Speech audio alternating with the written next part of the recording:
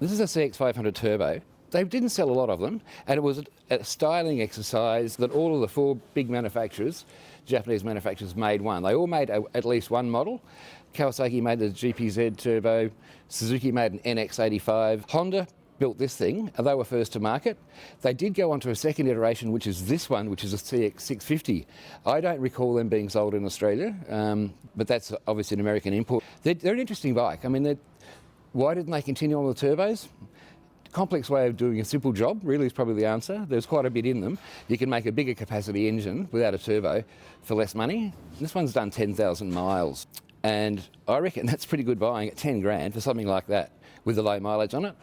Here's a little RM Suzuki that a guy wants us to restore for him, which we'll do. It's in pretty original condition. Most of these things just got thrashed to death. So it's all there. We put a plug in it, put some fuel in it, kicked it in the guts, and she fired up and crackled like a little 50 should. This is a turbocharged Kawasaki Z1000. Again, not a factory turbo, but a pretty cool kit. Up there is a VFR 800 that Trevor's building into a cafe racer. Again, true sense of the word, clip-ons, rear sets. We're making all the bodywork up. We made up the exhaust system for it, so that's a project that we hope to have finished by Christmas.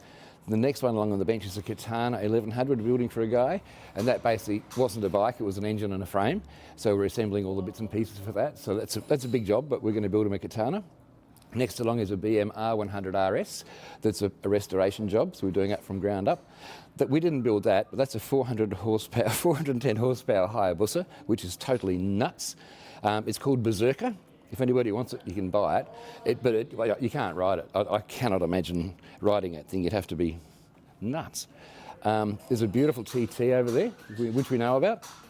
Here's an old BSA that I own. It's a little 400 Victor. That's for sale. We've got a SuperCharged Harley. That belongs to a customer of ours. Trevor built that. He just decided he wanted a SuperCharged Harley, and there's your SuperCharged Harley. Again, it's nuts, but he wanted it, so we built it for him.